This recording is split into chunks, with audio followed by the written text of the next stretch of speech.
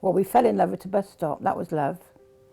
We looked at each other, 16 years of age, a long time ago. He was going one way and I was going the other. But the next day we met again. We decided we'd get on the same bus and have a chat. It was love at first sight, that was. Only one man in my life, and I love him dearly. Still do. He's lovely.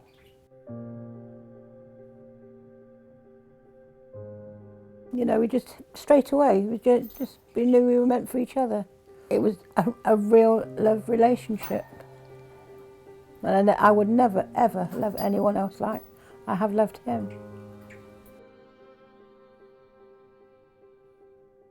We've been married a long, long time, you know, 61 years. And in that time, I think you just become very much attached to each other. And of course, it's a big shock when something happens, like it has done, you know. But I've still got him. That's most important. We didn't have a lot in common, really, when I think about it, because he loved his sport, I loved the arts, sort of thing, but we're very happy together. Oh gosh, how old was I? 21, I think, when we got engaged. And we had to buy the engagement in a great rush because he was playing football and he was late for the football match. I remember that. I can remember that vividly, and going into this jeweller's and seeing the first ring we could afford, and that was it. It was on, you know, it fitted, and that was it. And he went off to play football. I remember that very well. He can't remember, but I remember that. I think we took longer to get the wedding ring. Yeah. He was in the forces for 2 years. You know, he had to do his national service, which we wrote love letters every day. We wrote to each other most days. You know, even though he never went out of the country, he was busy playing sport, I think, for the RAF, you know.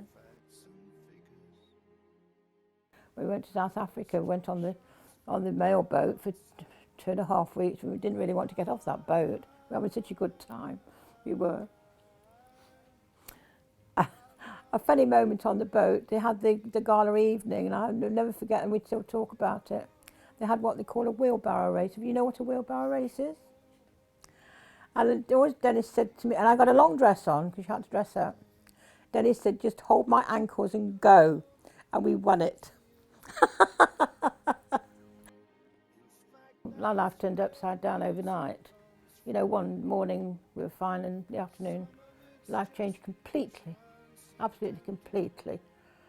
But I'm a great believer in what life throws at you, you have to get on with it.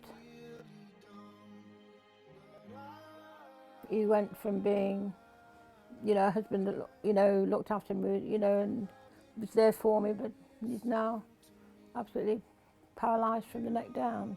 That was a terrific shock for me to see him like this, because he was such a vital person. He's so full of vitality and energy, and really with it and everything, and overnight it just went. He's been very well looked after, and I can see him every day, which is lovely.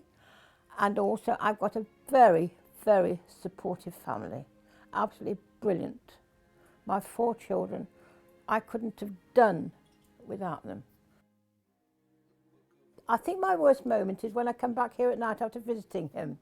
And that's when I feel quite empty. And another thing what you miss is, if you've been anywhere, which I still go out with friends and that, especially the people I worked with, you know, we still get together, and you come back and you're in the flat on your own, there's nobody to tell what you've done, and, you know, because usually when we used to go out, we used to come home and discuss things, you know, how the evening would be. And there's nobody to do that. So that's something you miss, sort of thing, you know, and you're on your own more, you know, but try life, isn't it?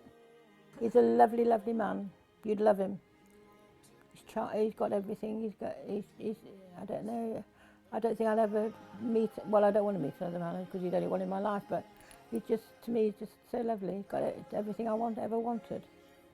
You know, I miss him.